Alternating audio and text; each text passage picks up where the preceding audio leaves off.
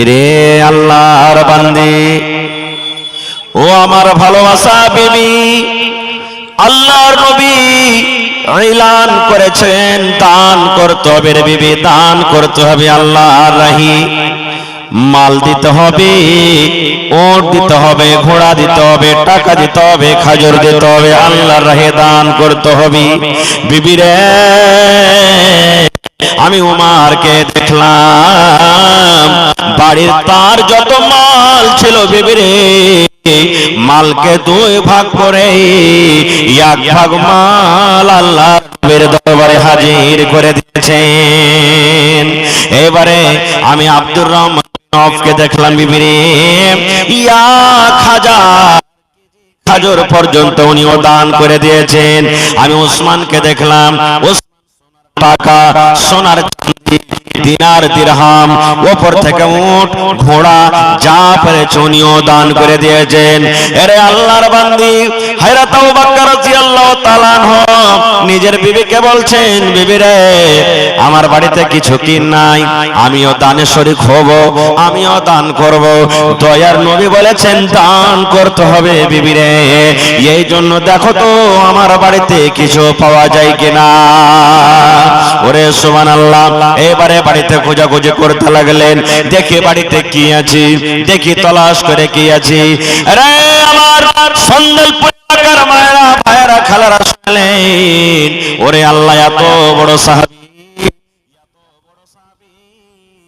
দুনিয়াতে যত নবী এসেছেন সমস্ত নবীদের পর মান সম্মান আল্লাহ হযরত আবু বকর রাদিয়াল্লাহু তাআলা আনহুকে দিয়ে এত বড় সাহাবীর বাড়িতে দান করার জন্য আল্লাহ বাড়িতে রকম করিয়ে দেখছে, একসা মানে 2.5 কিলো যাও কিংবা যাওয়ের আটা বাড়িতে আছে। নিজের ছেলে মেয়ের জন্য একসা যাও কিংবা যাওয়ের আটা বাড়িতে আছে। আজকে বলেন এই এলাকার যদি মানুষ, মুখিয়া, মেম্বার, সমিতি, সরপঞ্চ, জেলা পরিষদ আইসা যদি 100 টাকা দান করে, তো আপনারা তাকে খারাপ মনে করবেন না? করবেন না? বলবেন করবেন না? করবেন না? একটা খুব বড় ঠিকাদার যদি আইসা 10 টাকা দেয়, তো কি বলবেন? বলো না, ঘুরিয়ে দেন, ঘুরিয়ে দেন, ঘুরিয়ে দেন, বলবেন কি বলবেন না? এত বড় সাহাবী, তার বাড়িতে বন্ধুরে মাত্র 1.5 কিলো মতন চাও কিংবা যাওয়ের আটা, লজ্জার কারণে, শরমের কারণে হযরত আবু বকর রাদিয়াল্লাহু তাআলা আনহু ওই 1.5 কিলো মালকে এরকম করে চাদরে ঢেকে নিলেন, এরকম ভাবে সুন্দর করে কম্বল দিয়ে কিংবা চাদর দিয়ে ঢেকে নিলেন। এবার যেতে যেতে যেতে যেতে যে জায়গাতে যে মজলিসে মাল রাখা আছে, কাউকে না জানিয়ে ওই নিজের মালটাকে ঢেরিতে রেখে দিলেন, যেন কেউ জানতে না পারে যে আবু বকর কি দিয়েছে মাল। ভাই মুসলমান, সমস্ত সাহাবীদের মাল যখন জমা হয়ে গেল, এবারে নবী বলছেন, হে ওসমান তুমি কি দিয়েছো? এই দিয়েছি। এবার আব্দুর রহমান তুমি কি দিয়েছো? করতে করতে করতে নবী উমারকে বলছেন, উমার তুমি কি দিয়েছো? আল্লাহর নবী গো, আমি আপনার বন্ধু, আমি আপনার সাথী উমার, আমার বাড়িতে মালকে 2 ভাগ করেছে নবীজি। 2 ভাগ করে আমার ছেলে মেয়ের জন্য 1 ভাগ মাল আমি বাড়িতে রেখেছি, আর 1 ভাগ মাল আপনার সামনে আমি হাজির করে দিয়েছি। এইবারে নবীজি আবু বকরকে বলছেন, আবু বকর রে, তুমি কি দিয়েছো রে বাবা, তুমি কি এনেছো? ওরে আল্লাহ। এবার হযরত আবু বকর রাদিয়াল্লাহু তাআলা আনহু বলছেন, আল্লাহর নবী গো, আমি আবু বকর কে দিয়েছি এটা জিজ্ঞাসা না করে নবী গো, আমি আল্লাহর রাহে কি দিয়েছি আর আমার ছেলে মেয়ের জন্য বাড়িতে কি রেখেছি এটা একটু জিজ্ঞাসা করেন। আল্লাহ রাসূল বলেন, আবু বকর তুমি কি দিয়েছো বাবারে? আল্লাহর রাহে আজকে তুমি কি দান করেছো আর তোমার ছেলে মেয়ের জন্য বাড়িতে কি রেখেছো? এবার হযরত আবু বকর রাদিয়াল্লাহু তাআলা আনহু বলছেন, আল্লাহ নবী গো, আমি আপনার বন্ধু, আমি আপনার শ্বশুর আবু বকর, আমি আমার বাড়িতে যা ছিল, আমি আমার বাড়িতে যা ছিল সমস্ত মালকে রে আমি আল্লাহর রাহে কুরবানি করে দিয়েছি। নবী বলছেন আবু বকর রে, তোমার বাড়িতে কি রেখেছো? তোমার ছেলের জন্য কি রেখেছো? মেয়ের জন্য কি রেখেছো?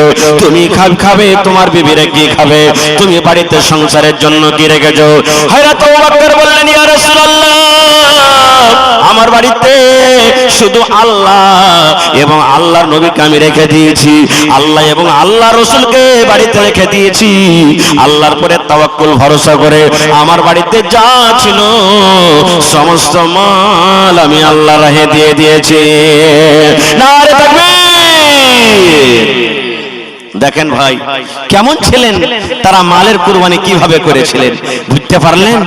নাই বাড়িতে কিছু, ঝাড় ঝুড়িয়ে দিয়ে দিলেন। একটু জানের কুরবানি চলেন, আহা জানের কুরবানি। আপনারা সবাই জানেন যে নবীজিকে মারার জন্য মক্কার বেঈমানেরা নবীজির বাড়ি ঘেরাও করেছিল না করেনি? শুনেছেন এই ঘটনা, শুনেছেন, পড়েছেন যে থাকবে বাঁশ না বাজবে বাঁশরি, ই মেরি ফেলে দেবো মোহাম্মদ ছেলেটাকে, খালি আমাকে ধর্মের ব্যাপারে আজো বাজো কথা বলছে। মক্কার বড় বড় সর্দারেরা প্রত্যেক খানদান থেকে একটা দুটা করে লোক নবীর বাড়ি ঘেরাও করে নিয়েছে, নবীর বাড়ি ঘেরাও করে নিয়েছে। কিন্তু নবীজি জানেন না যে আমাকে মারার জন্য মক্কার লোকেরা আমার বাড়ি ঘেরাও করেছে। আল্লাহ রাব্বুল আলামিন এইবার হযরত জিবরিল ফেরেশতাকে ডাক দিয়ে বলেন, জিবরিল রে, আমার নবীকে মারার জন্য ওই মক্কার বেঈমান মুশরিকরা নবীর বাড়ি ঘেরাও করেছে, আমার নবীকে কোনো খবর নাই, যাও যাও যাও আমার নবীকে তুমি খবর দিয়ে দাও। লম্বা ঘটনা যাব না। আল্লাহর নবী ওরে সুবহানাল্লাহ বেঈমান মুশরিকের চোখে ধোঁয়া দিয়ে ফাঁকি দিয়ে দয়ার নবী বাড়ি থেকে বের হয়ে গেলেন।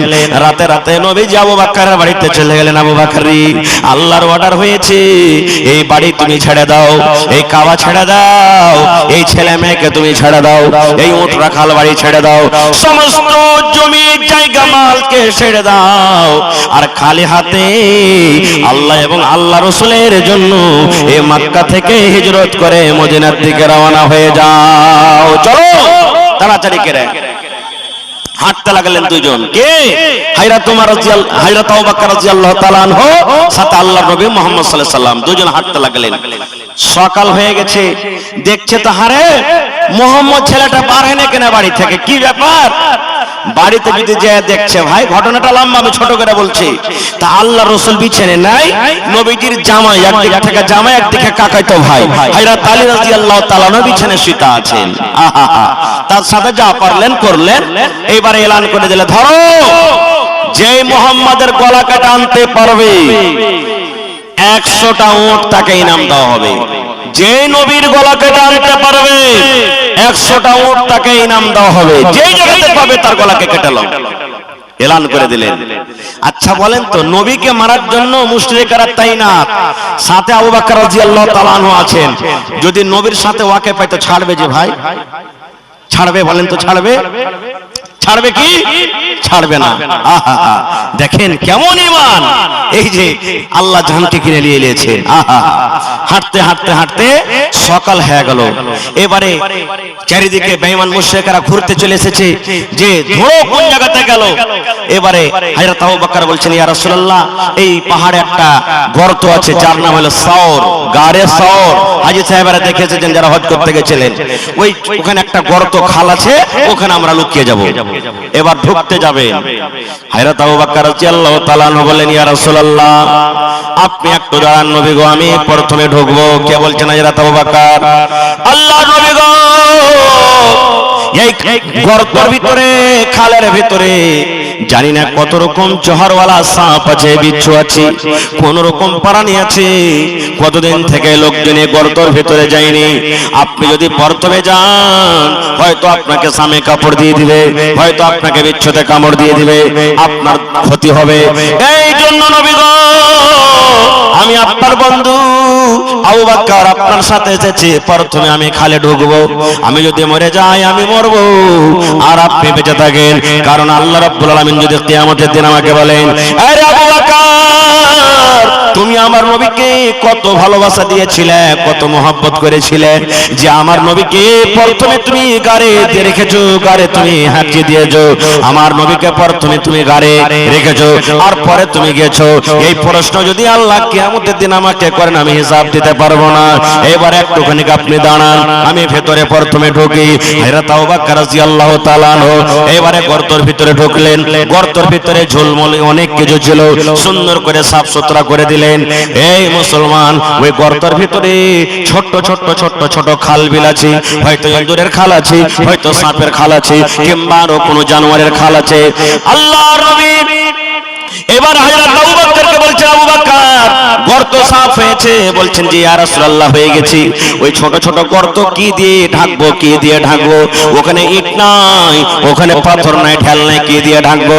হযরত আবু বকর রাদিয়াল্লাহু তাআলা আনহু নিজের এই কম্বল কিংবা নিজের গায়ে যে চাদর ছিল, ছোট্ট ছোট্ট করে চাদরগুলোকে ছিঁড়ে ছিঁড়ে ছিঁড়ে ছিঁড়ে সমস্ত খালগুলোকে ঢেকে দিলেন। এইবারে বন্দরে একটা খাল বন্ধ করার জন্য কিন্তু কাপড় আর পাওয়া যায় না, গোটা গেল। একটা গর্ত কিন্তু বন্ধ করার জন্য ছোট্ট খাল, কাপড় পাওয়া গেল না। হযরত আবু বকর রাদিয়াল্লাহু তাআলা আনহু ওই খালটার উপরে এরকম ভাবে নিজের পা রেখে দিলেন। এবার বলেন, পায়ে যে রেখে দিয়েছে, ভিতরে যদি কোনো সাপ কোনো বিচ্ছু থাকে তো তল থেকে কামড় দিতে পারবে না? পারবে না ভাই? তার পায়ে জোরে বলেন, পারবে না? পারবে না? এবার দয়ার নবী ভিতরে এলেন। হযরত আবু বকর বললেন, ইয়া রাসূলুল্লাহ, আল্লাহর নবী গো, এই যে আপনি আমার রানের উপরে, আপনি আমার পায়ের উপরে মাথাটা রেখে ঘুমিয়ে যান, কারণ গোটা রাত আপনি কিন্তু ঘুমাইতে পারেননি। আল্লাহর নবী এইবারে পায়ের উপরে মাথাটা যেমনই রাখলেন, রাতের জাগা মানুষ, খাস্তা মানুষ, সাথে সাথে নবীর চোখ বন্ধ হয়ে গেল, ঘুমিয়ে গেলেন। এরে মুসলমান, ওই খালের ভিতরে একটা জাহারিলি কোন বিচ্ছু কিংবা সাপ ছিল। এইবারে ওই সাপটা বিচ্ছুটা উঠার জন্য কিন্তু রাস্তা খুঁজি, ওই দিকে যায় ওটা খাল বন্ধ, ওই দিকে যায় ওটা খাল বন্ধ, ওই দিকে যায় ওটা খাল বন্ধ, ওই দিকে যায় ওটা খাল বন্ধ। এই করতে করতে যে জায়গাতে যে খালে আবু বকর রাদিয়াল্লাহু তাআলা আনহুর পা আছেন, ওই গর্তের সামনে এসে এমন জোর করে হযরত আবু বকরকে কামড় দিলেন, তাকে বিষ লেগে গেল। যে সাপে মানুষকে কামড়ে লাই, সময় মতন যদি তার এলাজ না হয়, ওষুধ না হয়, লোকটা মরবে না বাঁচবে? ভাই বলেন, লোকটা মরবে না বাঁচবে? মরে যাবে। বিষ লেগে গেল। আস্তে আস্তে আস্তে আস্তে করে বিষ উপরে চড়তে শুরু করেছে। হযরত আবু বকর বিষে কাতর হয়ে গেলেন, সহ্য হয় না এত বিষ, চোখ দিয়ে ঝরঝর করে পানি ঝরতে শুরু হয়েছে। নবীজিকে কিন্তু জাগাই না। আহারে, আমার নবীকে যদি আমি জাগাই, আমার নবী কষ্ট পাবে, আমি মরে যাব, আমাকে মঞ্জুর আছে, কিন্তু আমার নবীকে আমি ঘুম থেকে জাগাবো না। আস্তে আস্তে করে বিষ উপরে চড়তে চড়তে ওরে আল্লাহ যখন উপর দিকে এসেছে, তার চোখ দিয়ে ঝরঝর করে পানি ঝরছে। এবারে যেমনই চোখ দিয়ে পানি ঝরা, আমার দয়ার নবীর চেহারা কিংবা এই শরীরে এক ফোঁটা পানি পড়ে গেছে। যেমনই পানিটা পড়ে যাওয়া, আল্লাহ রাসূল চেতন হয়ে গেছেন, জেগে গেছেন। এবার জেগে যাওয়ার পর এবার বলছেন, আবু বকর কি ব্যাপার, তোমার চোখ দিয়ে কেন পানি ঝরে? বাবারে, তোমার ছেলে বলে মনে পড়েছে নাকি? তোমার বেটিরা বলে মনে পড়েছে নাকি? বিবি বাচ্চা বলে মনে পড়েছে নাকি? বাড়ি ঘর বলে মনে পড়েছে নাকি? কেন তুমি কাঁদছো? তোমার চোখ দিয়ে পানি। এবার আবু বকর বললেন, ইয়া রাসূলুল্লাহ, আল্লাহর নবী গো, আমার ছেলে মেয়ে বলে আমার ভয় হয়নি, মনে পড়েনি, বাড়ি ঘর বলে আমার মনে পড়েনি, তবে কেন কাঁদছো? বলছেন, আল্লাহর নবী গো, এই যে আমি খালটাতে পা দিয়ে রেখেছিলাম, এই খালের ভিতরে এমনই একটা বিষাক্ত জানোয়ার আমার পায়ে কামড় দিয়েছে। ওই বিষটা আমার শরীরে চড়ে গেছে, আমি সহ্য করতে পারি না, যার কারণে আমাকে কষ্ট হয় আর আমার চোখ দিয়ে পানি ঝরে। এবারে নবী বললেন, আবু বকর, কেন তুমি আমাকে বলনি? আমাকে কেন তুমি আগে জানোনি? কেন তুমি এত কষ্ট করছো? বলছে, আল্লাহর রাসূল, আপনার গোটা রাত জাগরণ হয়েছে, গোটা রাত আপনি আপনি ঘুমাইতে পাননি, সামান্য একটুকার জন্য আপনার চোখটা বন্ধ হয়েছে। এবার আমি ভাবলাম এই সময়তে এই টাইমে আমার নবীকে জাগানো ঠিক হবে না, তাই আমি আপনাকে জাগাইনি। এইবারে নবীজি একটুখানি মুখ থেকে থুথু নিলেন, আর থুথু নেওয়ার পর যে জায়গাতে কামড় দিয়েছে, যেমন আমরা টিপনা লাগাই, মহলম লাগাই ঘায়ে, ওই মতো একটু থুথু নিয়ে ওই কামড় দেওয়া জায়গাতে যেমনই টিপনার মতন নিজের থুথু লাগিয়ে দিলেন, সাথে সাথে তার বেশ ভালো হয়ে গেল। নারে তাকবীর! ভাই মুসলমান, দেখেন ভাই কেমন মহব্বত ভালোবাসা। সাহাবায়ে কেরাম জানছিলেন এই জান মাল হলো আল্লাহর, এটা আমাদের হাতে নয়। আল্লাহ যেখানে ইচ্ছা করে সেখানে আমাদেরকে লাগাইতে হবে।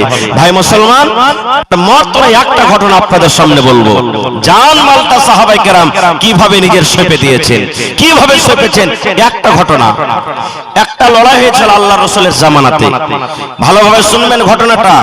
আল্লাহর নবীর জামানাতে একটা লড়াই, একটা যুদ্ধ হয়েছিল, যে লড়াইটার নাম হলো গাজওয়ায়ে উহুদ। গাজওয়ায়ে উহুদ, উহুদের লড়াই। উহুদ একটা পাহাড়ের নাম, পাহাড়ের পাঞ্জরে লড়াইটা হয়েছে, এই জন্য এটার নাম উহুদের যুদ্ধ, উহুদের লড়াই। নবীজি যুদ্ধ করতে যাবেন তার আগে এলান করে দিলেন, এই আমার সাহাবীরা শোনো, এই যুবক ভাই আপনাকে খাস করে বলছি। নবীজি বললেন, যার খাজুর পাকবো হয়ে আছে তোমরা লড়াই করতে যেও না। নবীজি বলছেন যার খাজুর পেকে গেছে লড়াই করতে যেও না, যার উটনির বাচ্চা হয়েছে বা হবু হয়ে আছে লড়াই করতে যেও না, যে বুড়া লড়াই করতে যেও না, যার বিবির বাচ্চা হবু হয়ে আছে লড়াই করতে যেও না, যে নতুন বিবাহ করেছো বিবির মুখ দেখতে পাওনি ও কিন্তু লড়াই করতে যেও না। নবীজি কিছু খাস করে দিলেন, চলে গেলেন। সব সাহাবীর ঘটনা বলতে যাব না ভাই, না হলে ফজর হয়ে যাবে। ছোট্ট করে আমি বলছি, সাহাবীদের মধ্যে একজন সাহাবী, তার নাম হলো কি হযরত হানজালা রাদিয়াল্লাহু তাআলা আনহু। নতুন বিয়ে করে প্রথম বাসর রাত, বাসর ঘর প্রথম রাত বিবির কাছে আছে। বাসর ঘরটা কত সুখের রাত হয় জানতে পারছেন, যার বিয়ে শাদী হয়ে গেছে। হ্যাঁ, যেদিন প্রথম মুলাকাত বিবির সাথে হবে, প্রথম দেখা স্ত্রীর সাথে হবে, সেই রাতটা কত মজার রাত। গল্প করে করে করে করে এক মিনিটের জন্য মনে হয় শুধবে না, ঘুমাবে না, আর মনে মনে কইবে হারে আজ 10 ঘন্টার কেন রাতটা হলো রে শালা, যদি 48 ঘন্টার রাতটা হতো তো খুব ভালো হতো। এই যে এত মজার রাত, এত ভালো ভালো রাত, ভালো গল্প, দুঃখের সুখের গল্প। কত আশাতে স্ত্রীটা ছিল, কত আশাতে পুরুষটা ছিল, দুজনের একসাথে দেখা হচ্ছে, ওর সাথে গল্প, ওর সাথে গল্প, কত খুশির রাত। এরকম সুবহানাল্লাহ বাসর ঘর কার? হযরত হানজালা রাদিয়াল্লাহু তাআলা আনহু বিবির কাছে আছে, লড়াই চলছে, উহুদের মাঠে যুদ্ধ চলছে। এক বেঈমান আমার নবীকে এমন জোর করে একটা তলোয়ার আঘাত করেছে, নবীর মাথাতে যে হেলমেট ছিল লোহার, ওই লোহার হেলমেট পর্যন্ত নবীজির ভেঙে গেছে, এমন জোর করে আঘাত করেছে। খুব সাহাবায়ে কেরামের কোনে বিপদ কষ্ট, নবীজির জখম, নবীজি খুবই চিন্তিত। এলান হলো, যাও মদিনাতে তাড়াতাড়ি করে খবর করো যে যারাকে আমি বাড়তে থাকতে বলেছিলাম ওরা যদি পারে তো তাড়াতাড়ি করে ময়দানে আসবে। একজন সাহাবী চলে গেলেন, গ্রামে এলান করছেন, কি রে আল্লাহর নবীর সাহাবীরা, কে তোমরা বাড়িতে আছো? নবীর আমার ওই উহুদের লড়াতে রে, নবীর আমার দাঁত পর্যন্ত ভেঙে গেছে, নবীর আমার শরীরে জখম লেগেছে, নবীর আমার মাথার হেলমেট ভেঙে গেছে, নবীর শরীরে তীর তলোয়ারের আঘাত হয়েছে, যদি পারো রে তোমরা তাড়াতাড়ি করে ওই ময়দানের দিকে রওনা হয়ে যাও। এই কথাটা কার কানে গেল? ওই যে সাহাবী যে নতুন বিবেকে নিয়ে রাতের বেলাতে আনন্দিত করছেন, প্রথম বাসর ঘর বিবির পাঞ্জরে ঘুমিয়ে আছেন। ওরে আল্লাহ, কত গল্প, কত বিবির সাথে কথা, তার কানে আওয়াজ এলো, আরে আমি নতুন বিবির পাঞ্জরে শুতে আছি, আর আমার নবী কষ্টতে ময়দানে আছি, আমার নবীকে কত তীর লেগেছে, তলোয়ার লেগেছে। ওরে আল্লাহ, আমি বিবির কাছে থাকবো না। যেমনই আওয়াজটা কানে শোনা, ধসমস করে বিছান থেকে উঠে গেলেন, কোনার দিকে ঘরের ভিতরে তলোয়ার রাখা ছিল বন্দরে, তলোয়ারটা হাতে নিয়ে নিলেন। এবার তার নতুন বিবি মনে মনে বলছেন, আল্লাহ দামি সবক দিচ্ছে আপনাকে, সূরাতুত তাওবা। আর যদি আপনাকে বলে আচ্ছা বলো তো কোরআনে কোন এমন সূরা আছে ওতে ডাবল বিসমিল্লাহ আছে, তো কি বলবেন? সূরাতুন নামাল, সূরাতুন নামাল, সূরাতুন নামাল। এবার পেঁয়াজি দেখতে আপনাকে বলে এই বইলা তো দিলি যে ওতে বিসমিল্লাহ নাই, এতে দুটো আছে, কেন আছে বলতো?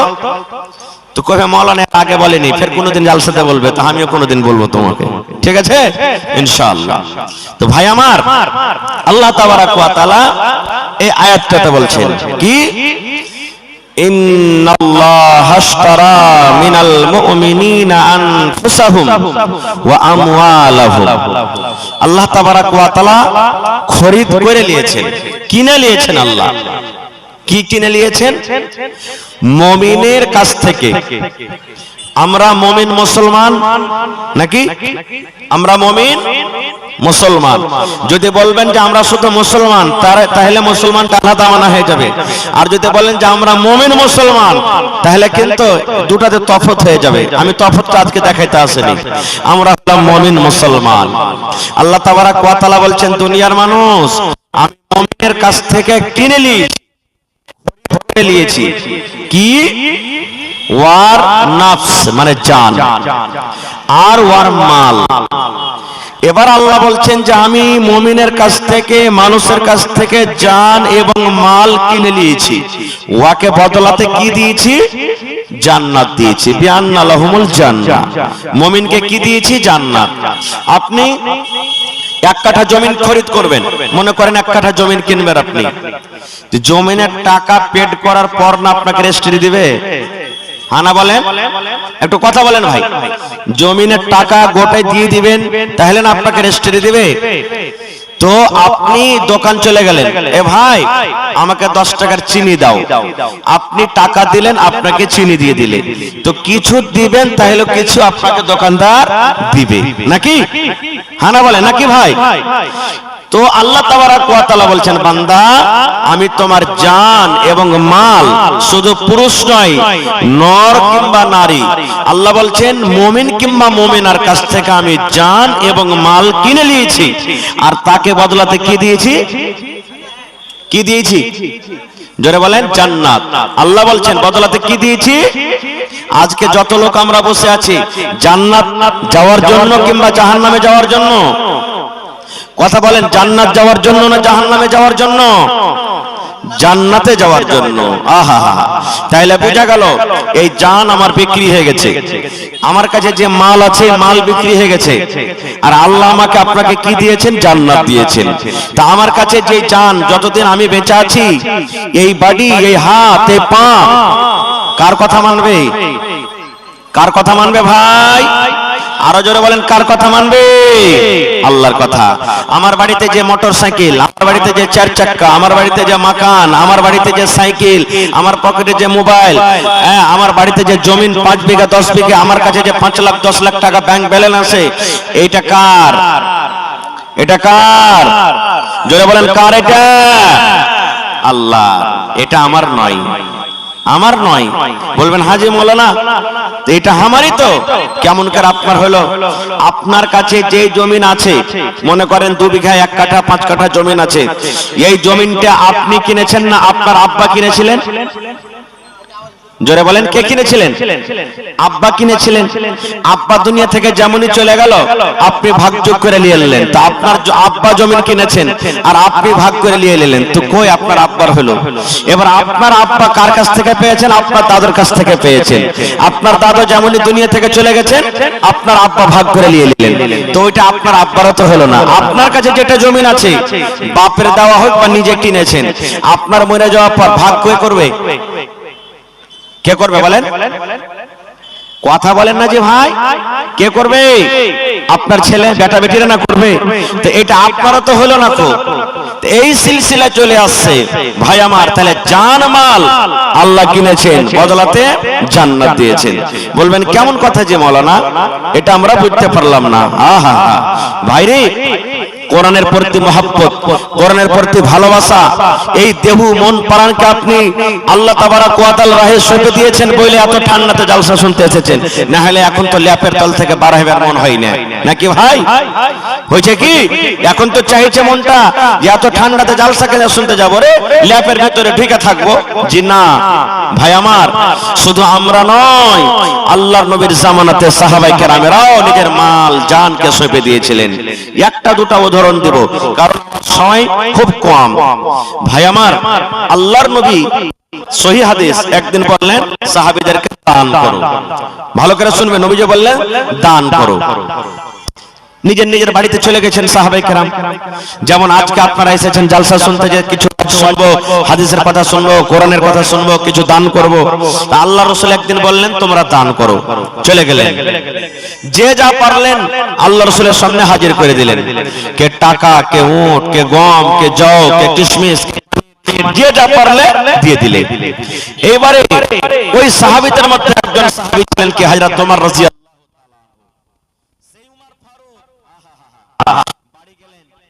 পাল্লে শুরু করলেন যে আজ আমি আবু বকরকে দান করে জিতবো। আবু বকরকে জীবনে দান করে পারিনি, আজ আবু বকরকে দান করে জিতবো আমি। বাড়ি চলে গেলেন, খাতা কলম নিয়ে বসলেন, মালকে দুই ভাগ করলেন। কয় ভাগ করলেন ভাই? দুই ভাগ। মনে কি আবু বকর রাদিয়াল্লাহু তাআলা আনহুকে দান করে জিতবো। চলে গেলেন, মালকে দুই ভাগ করার পর এক ভাগ নিজের ছেলে মেয়ের জন্য বাড়িতে রাখলেন, আর এক ভাগ আল্লাহ রাসূলের সামনে হাজির করে দিলেন।